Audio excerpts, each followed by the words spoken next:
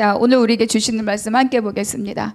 오늘 우리에게 주시는 말씀은 요한계시록 2장 12절부터 17절의 말씀입니다. 우리 한 목소리로 봉독합니다. 버가모 교회의 사자에게 편지하라. 좌우에 날성검을 가지시니가 이르시되 내가 어디에 사는지를 내가 아노니 거기는 사탄의 권자가 있는 데라. 내가 내 이름을 굳게 잡아서 내 충성된 증인 안디바가 너희 가운데 곧 사탄이 사는 곳에서 죽임을 당할 때에도 나를 믿는 믿음을 저버리지 아니하였도다. 그러나 내게 두어 가지 책망할 것이 있나니 거기 내게 발람의 교훈을 지키는 자들이 있도다. 발람이 발락을 가르쳐 이스라엘 자손 앞에 걸림돌을 놓아 우상의 제물을 먹게 하였고 또 행음하게 하였느니라. 이와 같이 내게도 니골라 당의 교훈을 지키는 자들이 있도다. 그러므로 회개하라. 그리하지 아니하면 내가 내게 속히 가서 내 입의 검으로 그들과 싸우리라. 귀 있는 자는 성령이 교회들에게 하시는 말씀을 들을지어다.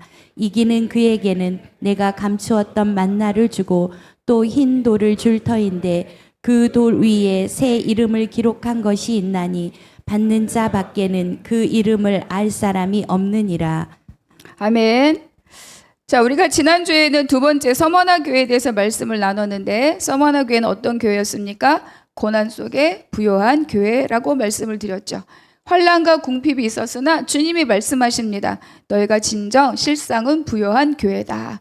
그래서 무엇이 부요함인가? 우린 이 질문이 있어야 돼요. 우리 인생에 무엇이 부요함인가? 부요함은 물질이 아니라 하나님의 약속을 붙들고 충만한 마음이다. 여러분, 마음이 허기지면 돈 많아도 배고픕니다.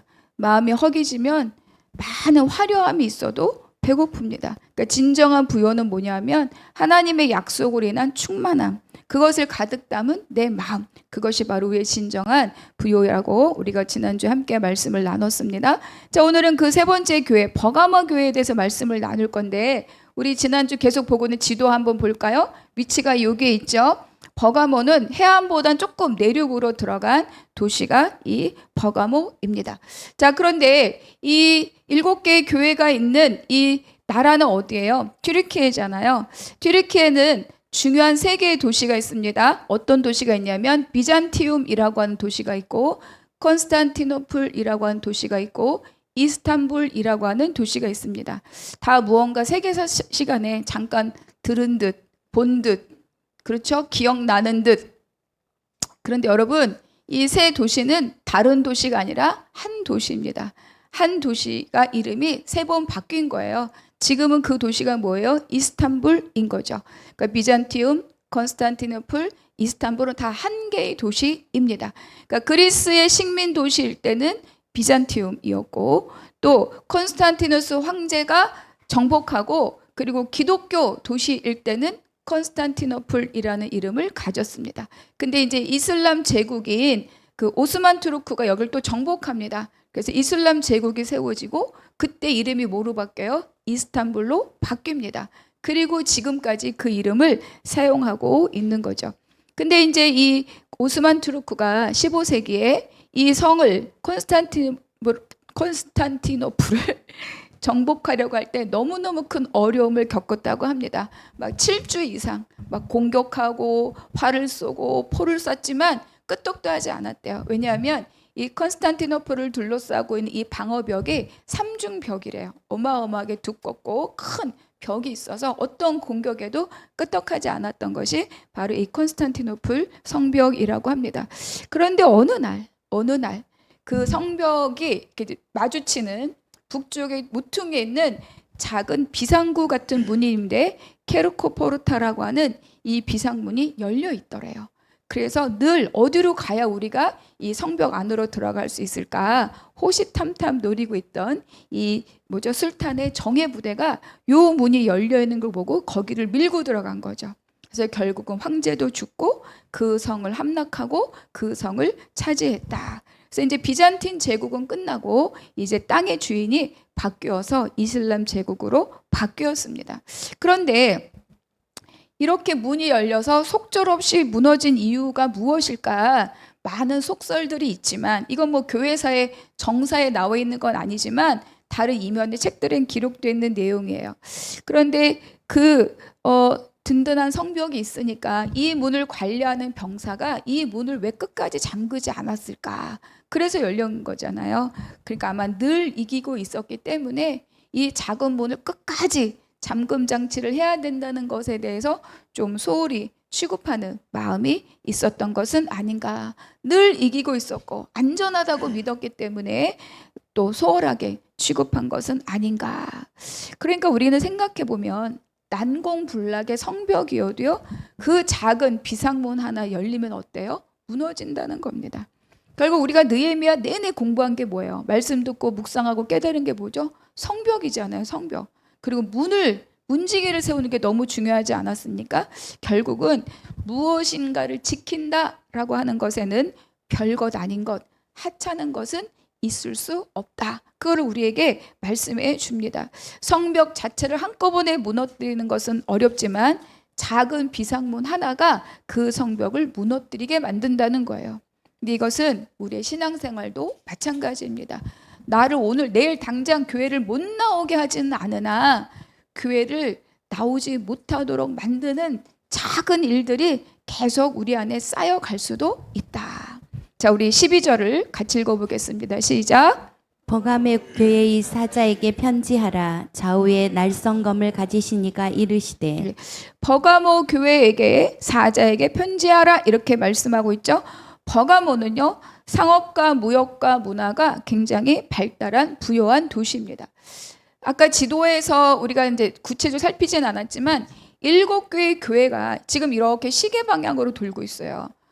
에베소, 서머나, 버가모, 두아델 이렇게 돌거든요. 다 뭐냐, 큰 도로를 따라서 나 있는 그런 교회들입니다. 큰 도로가 있다는 것은 교통이 편리하다는 얘기죠. 교통이 편리하다는 얘기는 상업이 발달하고 무역이 발달하고 동시에 뭐가 많다? 돈이 많다. 이런 뜻을 갖고 있는 것이 바로 7개의 교회입니다. 그 지난주에 우리가 서머나의 교회가 황제 숭배가 극심했던 곳이다라고 했는데, 서머나가 황제 숭배로 시작한 곳이라면 꽃 피운 곳이 바로 이 오늘의 버가모 교회입니다. 그러니까 버가모는 그렇게 언덕 위에 세워져 있어요. 보통 이제 그리스나 이런 데 이 언덕이 다 뭐 아크로폴리스라고 도시를 세우죠. 거기에 제우스 신전, 아테네 신전, 1만 명을 넘게 수용할 수 있는 원양극장 이런 것들, 그리고 아주 유명한 세계 3대 도서관 중에 하나인 20만 권의 장서를 갖고 있는 도서관도 있었습니다. 그리고 또 하나가 뭐냐, 아스클레피오스라고 한, 여러분 911 이런 차, 또 응급 차량에 보면 이렇게 뭐죠? 막대기에 뱀 이렇게 감겨 있잖아요.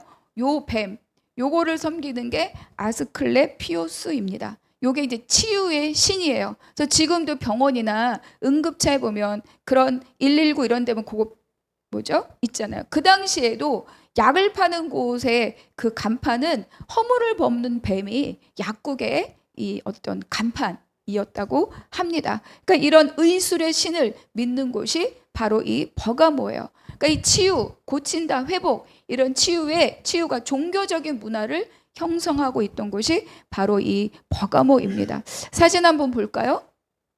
근데 버가모는 이 세라피스 신전이 바뀐 게 이제 버가모 교회인데, 앞에 있는 흰 석상이 세라피스 신전입니다. 저 위에 바구니 같은 거 올려져 있죠. 이게 이제 풍요를 상징하는 그런 이런 신. 사실 이거는 잡신이에요, 잡신. 세라피스 신전이고, 또 한번 넘어가 볼까요? 굉장히 커요. 이거 제 사진이에요. 제가 찍은 사진.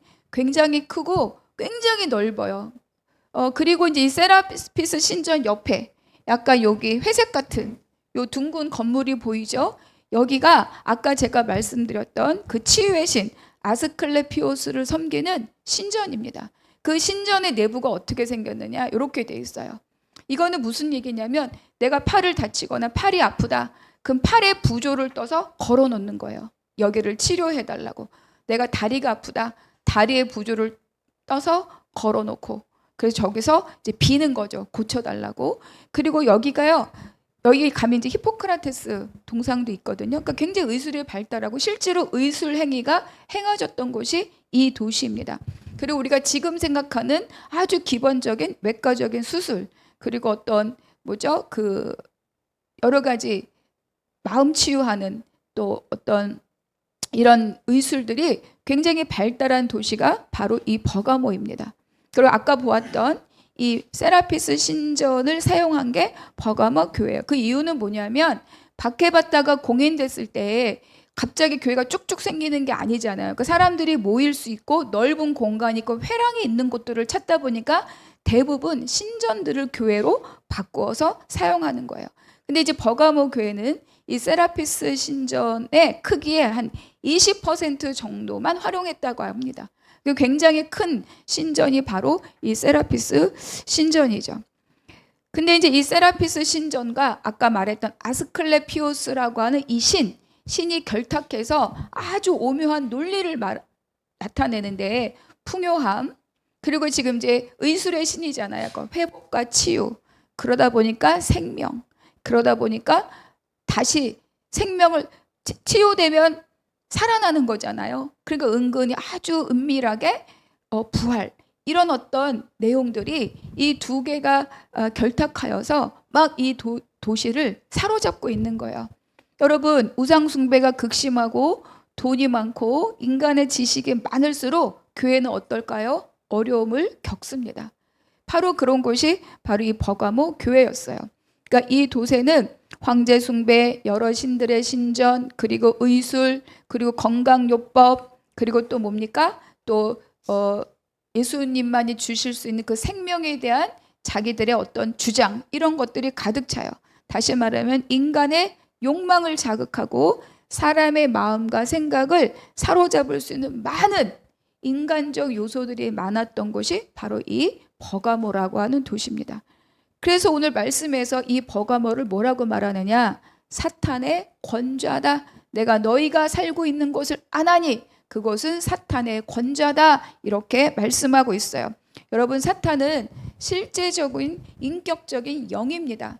그리고 또 뭐예요? 하나님을 대적하는 것, 사람을 하나님으로부터 멀리 떠나게 만드는, 멀어지게 만드는 모든 영향력, 모든 구조, 마음의 속박, 거짓된 사상, 인간적인 가치, 이런 것들이 다 뭐예요? 사탄적 요소가 되는 거예요. 그러니까 우리가 하나님으로부터 뭐죠? 너끈너끈이 가지 못하게 우리를 회방하는 있는 모든 것들이 다 뭐다? 사탄의 권좌라는 겁니다. 여러분, 우리가 지식에 많은 것, 지식도 하나님을 경외함이 지식의 근본이지만 인간의 지식이 하나님의 전능하심을 부정하는 것이 세상의 지식이에요. 창조가 아니라 진화다. 다 세상의 지식인 거죠. 그런 것이 있을 수 없다. 그런 역사는 있을 수 없다라고, 부활이 있을 수 없다. 다 뭡니까? 세상의 사람의 지식이 다 하나님의 역사를 부정하게 만드는 거죠. 그런 것들이 가득 찬 도시가 바로 이 버가모였고, 그래서 주님은 이 도시에 대해서 사탄의 권좌다 이렇게 말씀하고 있어요.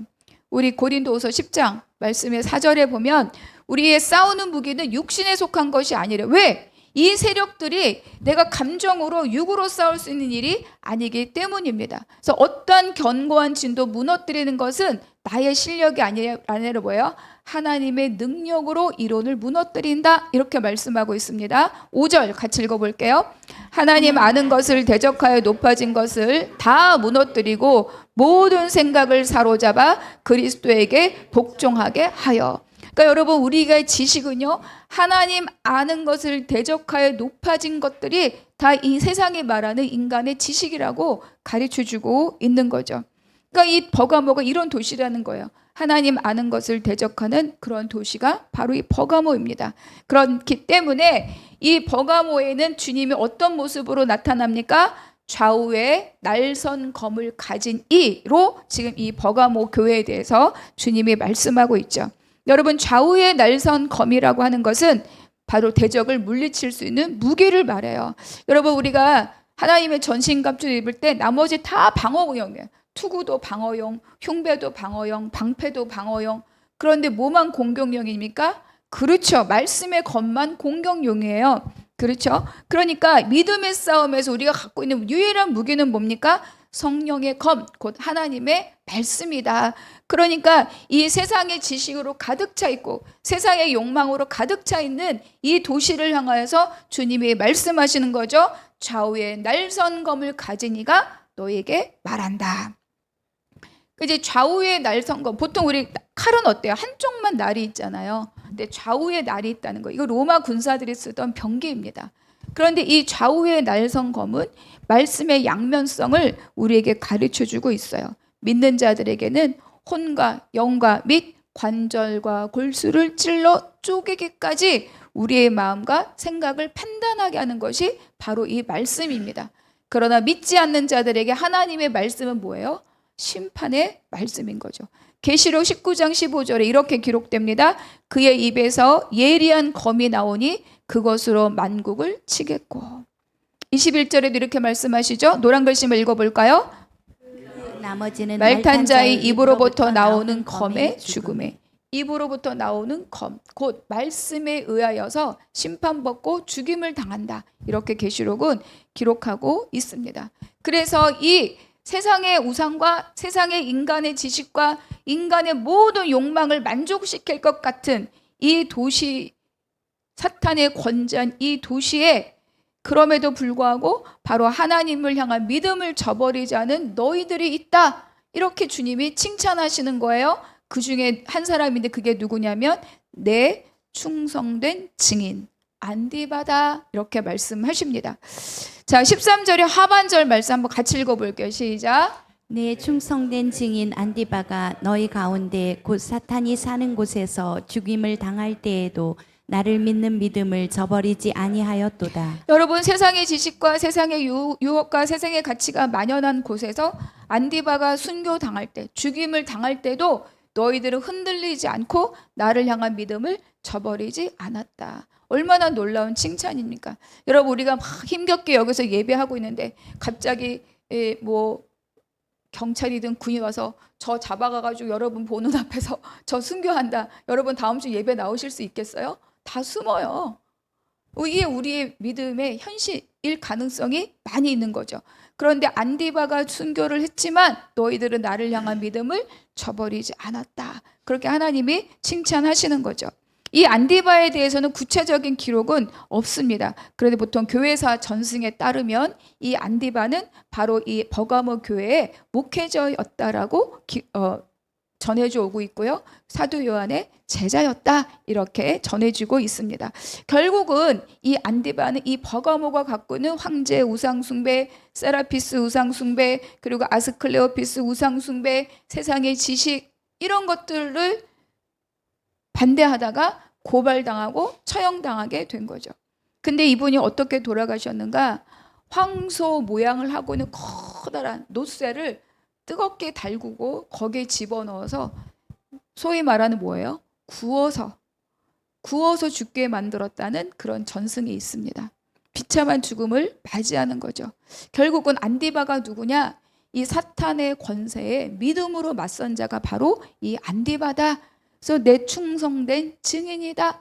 여러분, 무엇의 증인입니까? 예수님의 증인이어야 하지 않겠습니까? 여러분, 세상의 증인, 돈의 증인, 명예의 증인이 우리는 될 필요가 없어요. 그거 하라고 우리가 예수님의 십자가 돌아가시고 우리를 구원하신 것이 아닙니다.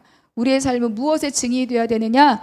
예수 그리스도의 증인으로서의 삶으로 우리를 부르신 거죠. 안디바는 그 증인의 삶으로 기꺼이 죽음을 맞이한 겁니다. 우리 로마서 10장에 10절 말씀이 이렇습니다. 사람이 마음으로 믿어 의에 이르고 입으로 시인하여 구원에 이르니라. 여러분, 복음은요, 지식이 아닙니다. 그리고 복음은 행위가 아니에요. 지금 우리가 보통 새가족 또는 믿지 않는 사람들 예수님 전하고 영접 기도할 때 예수님을 나의 주인으로 모십니다. 예수님이 이제 내 삶의 주인입니다. 이렇게 고백하게 하잖아요. 여러분, 이거는 그냥 지식적인 동의입니다. 그런데 그 당시에 주님이 나의 주인입니다. 주님이 나의 주입니다. 오직 예수님만 나의 주입니다. 라고 하는 것은 지식적 동의로 할 수 없는 고백이라는 거예요. 마음으로부터 시작해서 입술로 고백하는 전인격적인 응답일 뿐만 아니라 성도들의 예수를 주로 고백한다는 것은 내 생명을 담보한, 나는 오늘 죽어도 괜찮다라고 하는 죽음을 각오한 고백이었다는 거죠. 그런데 이렇게 목숨을 걸고 처절하게 사탄의 권좌에 맞서는 성도들에게 사탄의 권좌가 요구하는 것이 그리 대단한 것이 아니라는 거예요. 어마어마한 것을 요구하는 것이 아니라는 겁니다. 성도들에게 원하는 것은 별거 아니에요. 그냥 황제를 마이 로드 한 번만 말해. 그냥 황제 이 상에 한 번만 절해. 그러면 끝날 일인데 왜 그거를 못해? 왜 그거를 안 해? 그거 한 번만 말하고 한 번만 절하면 네 마음대로 네가 믿고 싶은 예수 그냥 믿으면 믿게 해주겠다는데 왜 그 한 번을 못해? 이것이 사탄의 권좌가 바로 성도들에게 원하는 거라는 거예요. 여러분, 우리가 일제강점기 때 신사참배가 있었습니다. 그거 대단하게 24시간 신사 앞에 고개 숙이고 있어라. 금식하면서 24시간 이런 거 아니에요. 너희들 예배하기 전에 그냥 동쪽을 향해서 한 번 절하고 그러고 너희 예배 시작하면 돼. 이게 신사참배입니다. 그 1년에 한 번 신사에 와서 너희들 다 단체로 와서 고개 한 번 숙이고 가면 돼. 그러면 너 그냥 그리고 나서 너희 예배 드리면 돼. 그 여러분 어떻게 하시겠습니까? 나 그거 못해. 우린 그런 거 할 수 없어. 우리가 절하고 우리가 고백할 분 예수 한 분이야. 내 목을 쳐. 그렇게 할 수 있겠습니까? 그 무서운 거는요. 대단한 걸 요구해서 우리의 의로운 의의를 확 불러일으키는 게 아니에요. 세상의 유혹은 작은 겁니다. 그 정도는 할 수 있지 않을까? 그래야 우리가 나중에 복음도 전할 수 있지 않을까? 우리가 너무 배타적인 것이 아닌가라는 생각을 갖게 만드는 작은 것. 그것으로 우리를 유혹한다는 거죠. 출애굽기에서도 백성들 내 백성을 보내라 하나님 말씀하시고 모세가 나가서 요구했을 때 바울이 여러 번 타협안을 제시합니다. 너무 멀리 가지 마라. 여기서 해라. 양과 소는 두고 가라. 너희 자녀는 두고 장정만 가라. 계속 말합니다. 여러분 그때 그럼 그럴까? 라고 하는 순간 이미 끝난 거예요. 그러니까 사탄은요. 우리에게 어마어마한 것을 요구하면서 우리의 의기를 불러세우지 않아요. 사소한 것, 작은 것. 그래서 타협안을 스스로 찾도록 우리를 유혹하고 조종하는 것. 그게 사탄의 권좌입니다. 큰 것을 지키기 위해서 작은 것은 타협할 수 있다. 그거는 정치적인 메시지예요. 우리가 하나님 앞에 복음을 지키기 위해서 믿음의 삶을 살면서 내가 선별해서 요거는 꼭 지켜야 되고 요거는 우리가 조금 타협해도 돼 라고 내가 선별해서 세상과 타협해도 괜찮은 사소한 것은 있습니까? 없습니까? 없다는 걸 말해주는 거예요. 그런데 너무나 이 버거머의 화려함과 지식의 충만함과 우상의 이 만연함이 성도들을 그렇게 유혹하고 있었다. 그런데 그 중에서 안디바는 그것을 거절하여 죽임을 당했고 그 죽임을 보면서도 너희는 믿음을 지켰다. 이것이 바로 주님이 버가모에 대한 칭찬의 말씀이었습니다. 그런데 순교자가 이렇게 있었음에도 불구하고 이 버가모 교회는 주님으로부터 책망을 받습니다. 여러분 지난주에 나눴던 서머나 교회는 폴리캅 주교가 순교하고 칭찬만 받았죠. 근데 오늘 이 버가모 교회는 칭찬이 있었으나 순교자가 있었으나 책망받는 게 또 있었다는 거예요. 14절과 15절 같이 읽겠습니다. 그러나 내게 두어 가지 책망할 것이 있나니 거기 내게 발람의 교훈을 지키는 자들이 있도다. 발람이 발락을 가르쳐 이스라엘 자손 앞에 걸림돌을 놓아 우상의 제물을 먹게 하였고 또 행음하게 하였느니라. 이와 같이 내게도 니골라당의 교훈을 지키는 자들이 있도다. 네, 발람과 발락 이야기는 민수기 22, 23, 24 아주 길게 기록된 말씀이 이 발람과 발락의 말입니다. 그러니까 모압 왕 발락이 이제 가나안을 눈앞에 두고 모압 평지에 쫙 이스라엘 백성들이 진을 치고 있으니까 겁을 먹은 거예요. 그래서 근심하면서 자기의 제사장들과 자기의 장로들에게 복채를 크게 들려서 바로 부올의 아들 발람을 찾아가게 합니다. 그래서 발람에게 요구하는 것이 무엇이냐?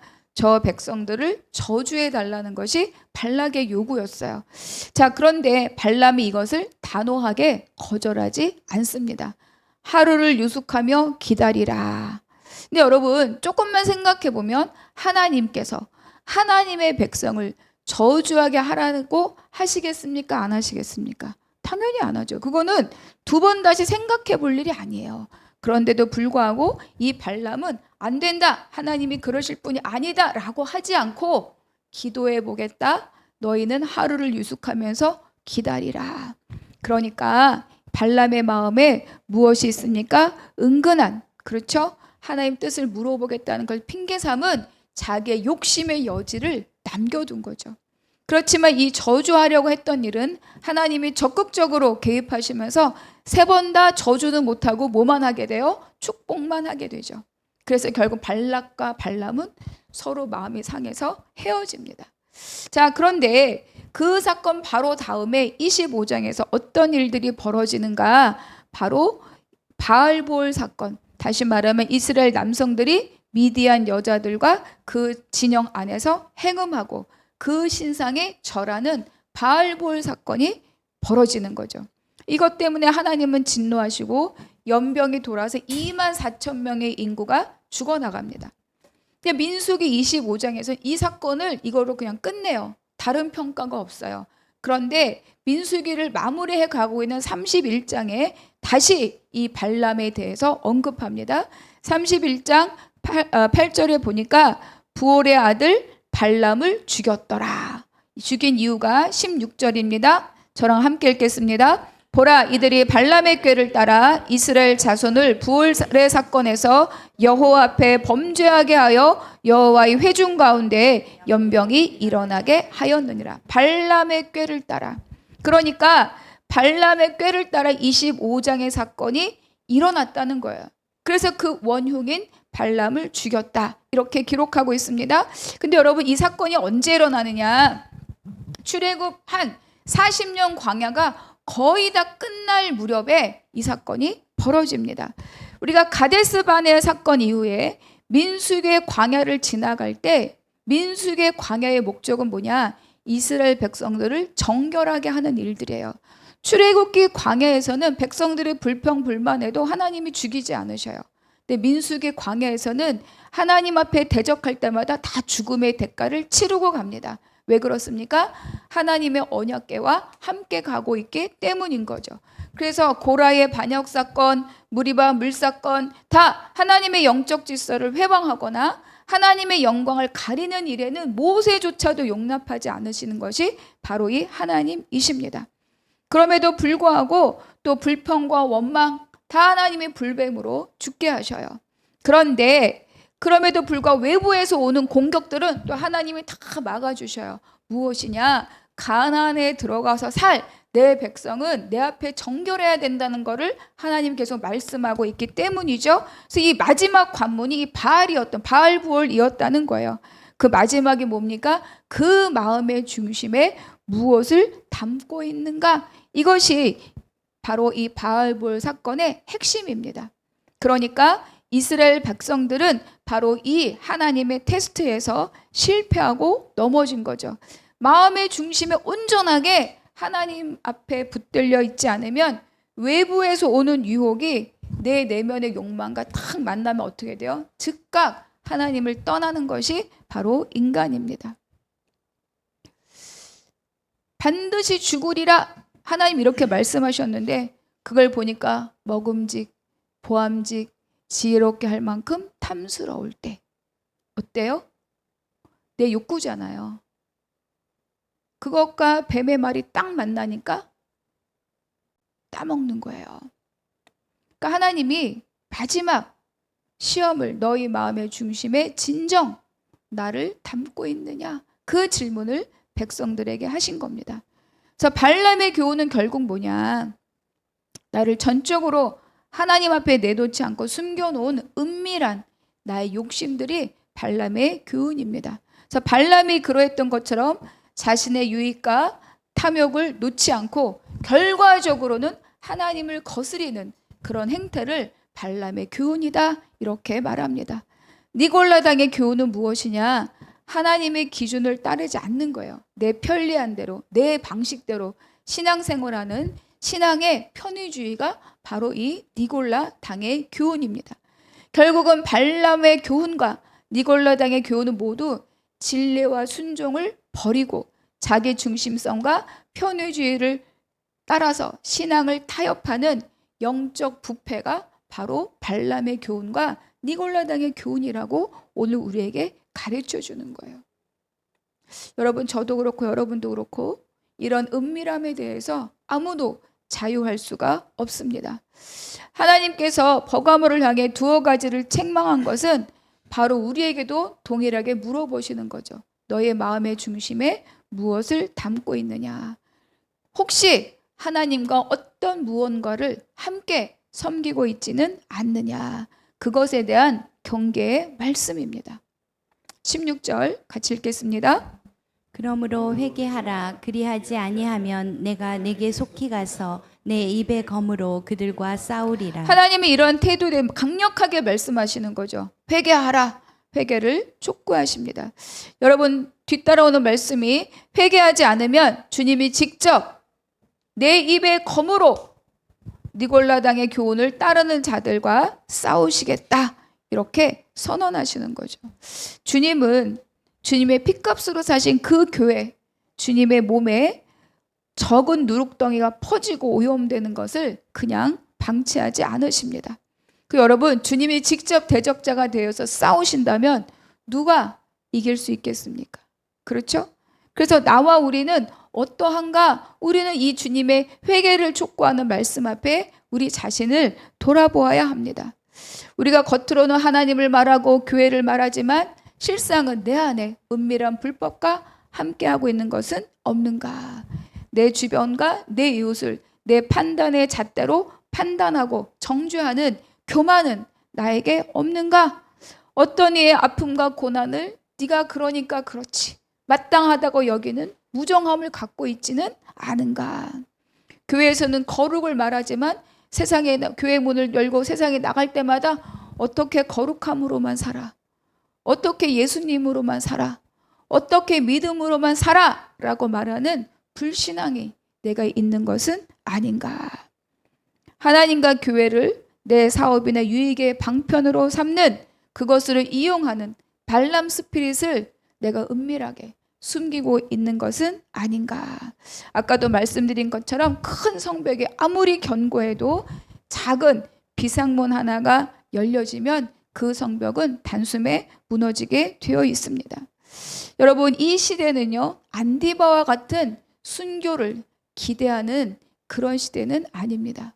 그런데 이 시대에도 순교가 필요합니다. 어떤 순교입니까? 내가 살아가는 모든 일상에서 세상의 가치를 거절하고 진리를 선택하는 것. 그럴듯하게 들리는 작은 타협을 거절하고 말씀을 따라 살기로 결단하는 것. 이 모든 것들이 나의 자아를 죽이는 순교입니다. 여러분, 내 목숨이 끊어지는 순교가 아니라 나의 의의를 꺾고 내 자아를 꺾고 세상으로부터 들려지는 그럴듯한 타협안을 꺾고 오직 말씀으로, 오직 말씀의 원칙으로, 오직 복음으로 살겠다고 하는 그 선택이 뭐라고요? 그게 순교예요. 왜? 회사에선 그런 나를 기쁘게 받아주지 않기 때문인 거죠. 세상에서 그런 나를 어리석다, 답답하다, 융통성이 없다라고 나를 정죄할 가능성이 훨씬 많기 때문입니다. 그러한 나를 함께 지내기 어려운 사람이라고 오히려 그들이 나를 배척할 가능성이 있기 때문인 거죠. 여러분, 요즘 세상은요, 목숨을 걸지 않아요. 특히 대한민국에서는. 지금도 목숨을 걸고 신앙을 지키는 자들이 있는 그런 곳이 있습니다. 그러나 우리나라에서는 그러지 않아요. 제가 오늘 여기서 복음을 전하고 설교한다고 경찰이 저 잡아가지 않습니다. 그런데 저는 날마다 죽는 삶을 살아야 되는 거죠. 내가 나의 의가 아니라 하나님의 이름으로, 내 욕심이 아니라 하나님을 위하여, 내 개인의 영광을 위하여가 아니라 하나님의 영광을 위하여. 누구나 할 수 있는 세상의 방법을 내가 택하는 것이 아니라 누구나 하지 않지만 정직한 방법을 택하는 것. 그것이 다 무엇입니까? 버가모와 같은 사탄의 권자가 가득한 이 땅에서 순교의 삶을 살아가는 우리들의 모습이 되어야 할 것입니다. 우리 이것에서 자유할 수 있는 자가 아무도 없어요. 그렇기 때문에 매일매일 경건의 훈련이 필요합니다. 여러분, 내가 어제 이겼다고 오늘 이긴다는 보장이 없으니 오늘은 오늘의 승리로, 내일은 내일의 승리로 날마다 한 걸음씩 그렇게 주와 더불어가고 승리하는 저와 여러분이 되기를 축복합니다. 그럼에도 불구하고 넘어질 수 있어요. 여러분, 저도 넘어집니다. 여러분도 넘어져요. 근데 넘어져서 끝나는 것이 아니라 다시 하나님 앞으로 나아가는 거죠. 그러므로 회개하라. 회개하고 다시 주님 앞에 무릎 꿇고 하나님의 은혜를 입고 그리고 다시 주님 앞에 나아가는 것이 이기는 자가 되는 길이라는 것을 기억하시기 바랍니다. 17절 함께 읽겠습니다. 귀 있는 자는 성령이 교회들에게 하시는 말씀을 들을지어다. 이기는 그에게는 내가 감추었던 만나를 주고 또 흰 돌을 줄 터인데 그 돌 위에 새 이름을 기록한 것이 있나니 받는 자 밖에는 그 이름을 알 사람이 없느니라. 늘 매일 교회마다 반복되고 있죠. 다 귀 있는 자는 성령이 교회에게 하시는 말씀을 들으라 이렇게 명령합니다. 여러분, 우리가 성령이 하시는 말씀을 들으려면요, 우리 안에 성령의 언어가 있어야 들려집니다. 제가 새벽에 이렇게 한번 설명해 볼까 싶었어요. 스페니쉬 잘하시는 분이 있을지 저 스페니쉬 1도 모릅니다. 누군가가 와서 막 저에게 막 스페니쉬를 해요. 어쩌고 저쩌고 저쩌고 어쩌고. 좋은 말을 하는지도 모르겠고 욕을 하는지도 몰라요. 여러분, 그 언어를 알아들으려면 뭐 해야 됩니까? 그 언어 공부해야 됩니다. 단어도 공부해야 되고 어순도 공부해야 되고 발음도 공부해야 되는 거예요. 성령이 교회들에게 하시는 말씀을 듣고 깨달으려면 성령의 말씀을 공부해야 알아듣는 거예요. 예배 드려야 되고 읽어야 되고 묵상해야 되고 깨달아야 되고. 언어를 공부하는 것 중에 영화를 24시간 틀어놔라. 그럼 귀가 트인다. 틀어놔야죠. 그러면 여러분의 주변에 하나님의 말씀이 24시간 돌아갑니까? 그러니까 성령의 교회들에게 하시는 말씀을 들을지어다인데 다 들어라가 아니라 귀 있는 자는 들으라는, 알아듣는 자. 내 심령 가운데 성령의 언어가 있는 사람이 성령이 하시는 말씀을 듣는다는 거예요. 들어야 깨닫죠. 이 사람이 나를 칭찬한 것인지를 내가 알아야 응답을 하죠. 그러지 않겠습니까? 그러니까 듣고 깨닫는 자, 알아듣고 깨닫고 그래서 하나님의 말씀하신 방향으로 삶을 돌이키는 자, 그 자가 이기는 자다. 이렇게 우리에게 말씀해주고 있습니다. 여러분, 우리가 요한계시록의 이 7교회를 시작할 때 다 뭐야? 커다란 박해 앞에 놓여있는 바로 하나님의 백성들과 교회. 그 교회가 그 환경, 그들의 그 현재, 그들의 그때 당하고 있는 그 상황들을 어떻게 살아가야 하는지를 알려주시고 그 마지막에 이기는 자가 되는 길을 알려주시고 너희가 혼자 가는 것이 아니라 내가 너희와 함께 있다고 알려주셔서 그 환경을 살도록 이 편지가 쓰여졌다고 말씀드렸어요. 그것이 바로 성경이 갖고 있는 현재성입니다. 2000년 전, 3000년 전 고리타분 이야기가 아니라 그 말씀은 오늘을 살고 있는 우리에게도 동일하게 들려져야 될, 동일하게 적용돼야 될 성령이 우리에게 주시는 말씀이라는 것을 여러분 믿으시기 바랍니다. 그것이 바로 성경의 현재성이에요. 우리가 성경을 읽고 왜 눈물 흘립니까? 성경의 인물을 보고 왜 우리가 통탄합니까? 성경의 범죄자들을 읽고 왜 우리가 회개합니까? 그가 곧 나이기 때문입니다.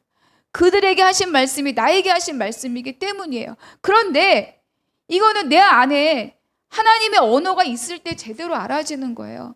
이 안에 세상의 언어가 가득 차 있으면 하나님이 100번 1000번 말해도 못 알아듣는 거예요. 그러니까 하나님이 어떻게 알아듣기 위해서 어떻게 하십니까? 우리를 깨는 거죠. 부대끼게 하고 무너지게 하고 부서지게 하고 단단한 견고한 진을, 내 생각, 내 경험, 내 판단, 내 욕망, 내 욕심, 견고한 진을 부숴야 거기에 하나님의 언어가 들어가기 때문입니다.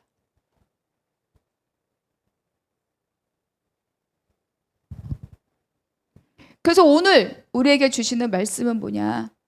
적절하게 타협해서 세상의 것도 취하고 하나님 것도 더불어 취하고 싶고 그렇게 살고 싶은 우리의 그 결탁을 내려놓아라. 이것이 오늘 우리에게 주시는 말씀입니다. 그것으로부터 돌이켜서 온전하게 하나님의 진리를 100% 붙들 때 그때 우리가 이긴다. 그리고 그들에게 감추었던 만나와 흰돌을 주신다. 이렇게 우리에게 약속하시는 거죠.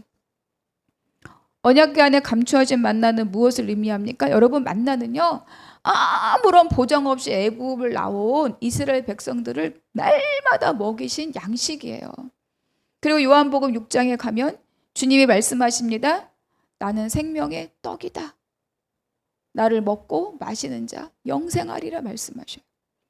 그러니까 여기서 많은 감추인 만나는요, 떡이고 생명이고 누가 주신다고요? 예수님이 주신다고요. 그러니까 이것이 바로 주님이 우리 삶의 공급자이시다. 그걸 우리에게 가르쳐 줍니다. 발람처럼 자기 꾀로 내 삶을 책임지려고 꾀를 쓰고 사람을 속이고 그래서 하나님 앞에 행음하게 하는 것이 아니라 온전히 하나님께 의지하는 자에게 내가 너의 삶을 책임진다. 그것이 우리 모두에게 주시는 하나님의 약속입니다. 두 번째 뭘 주신다고요? 흰돌, 그 위에 새겨진 새로운 이름을 기록하신다고 말씀하십니다. 흰돌이 무엇이냐면요, 진짜 많은 해석들이 있어요. 그리고 이단에서는 말도 없이 해석을 합니다. 여러분, 그것에 연연하지 마십시오. 흰돌은 증표입니다. 그것은 구원의 증표이고 또 그것은 자유함의 증표이고 그것은 무죄의 증표입니다. 그 증표는 누구로부터 오는 것이죠? 하나님으로부터 오는 거예요. 그리고 그 위에 새 이름을 새겨져 있다. 이 이름이 곧 예수 그리스도를 말합니다. 그런데 뭐라고 말씀하셔요? 흰돌을 받는 사람만 안다는 거예요. 그 흰돌 위에 새 이름이 적혀 있는데 그거를 받는 사람만 안다는 거예요. 받지 못하는 사람, 이기지 못한 사람 알 수 있습니까? 모릅니까? 몰라요. 이긴 자만 받을 수 있고 이긴 자만 알 수 있는 놀라운 하나님이 주시는 그 놀라운 기쁨이 그 안에 있다. 이렇게 우리에게 말씀해주고 있습니다. 얼마나 나만 아는 그 돌 위에 새겨진 그 이름, 나만 알 수 있는 그것, 이긴 자에게 얼마나 큰 기쁨과 위로가 되겠습니까? 저와 여러분이 다 감추인 만나 먹고 흰돌 받으시는 분들이 되기를 축복합니다. 그래서 우리가 세상을 이기기를 원한다면 오늘 이 말씀을 붙들고 나를 점검해 봐야 됩니다. 내 마음 안에 진짜 예수님 한 분만을 주인으로 내가 모시고 있는가? 이 모든 버가모 교회에 대한 책망의 말씀에 저와 여러분 누구도 자유한 사람은 없습니다. 특히 우리의 모든 시대는요, 적절한 그리스도인이 되도록 만드는, 적절한 그리스도인이 우아하고 품위 있는 사람이라고 착각하게 만드는 사탄의 권좌가 높이 솟은 시대가 지금의 시대입니다. 그래서 우리가 할 일은 무엇이냐? 일상의 삶에서 믿음을 약화시키는 그런 작은 타협에 우리 민감해야 됩니다. 이 정도는 뭐 믿는 사람 다 이런 건 하던데 다 뭐 이 정도는 해야 조금 소통이 되지 않나? 여러분, 하지 말라는 것이 아니라 먼저 민감하게 살펴보아야 합니다. 그리고 또 더욱 하나님의 약속을 붙들고 믿음으로 살아야 하고 내가 그것이 아닌 길을 나도 모르게 갔다라고 하면 빨리 돌이켜서 회개하고 주님 앞으로 돌아오고 그래서 결과적으로는 하나님 나라 안에서 넉넉히 이기는 자로 살아가는 여러분들이 되시기를 주님의 이름으로 축복합니다. 기도하겠습니다. 하나님, 버가모 교회, 그 버가모 도시는 마치 요즘의 세상인 것 같습니다. 사람의 지식이 높아지고 또 하나님의 아니어도 살아갈 수 있을 것 같은 많은 돈과 명예가 판을 치고 그것을 향하여 정말로 목숨을 걸고 달려나가는 많은 욕망의 사람들이 가득한 것이 요즘의 시대입니다. 그때 안디바가 있었습니다. 그때 순교를 각오한 버거모 성도들이 있었습니다. 하나님, 저와 우리 성도님들, 우리 교회가 아버지 높아진 그 사탄의 권자와 같은 이 세상 속에서 말씀을 강건히 붙들고 살아가는 주님의 사람들이 되게 하여 주시옵소서. 하나님, 세상의 소리를 끊는 믿음의 순교를 감당하는 자가 되게 하여 주시옵소서. 육신의 생명은 가졌으나 영의 생명이 죽은 자들이 아니라 하나님, 육신의 생명을 각오하고 영의 생명을 붙들고 살아가는 믿음의 사람들이 되게 하여 주시옵소서. 모든 것 감사하고 우리 주 예수 그리스도의 이름으로 기도하옵나이다. 아멘.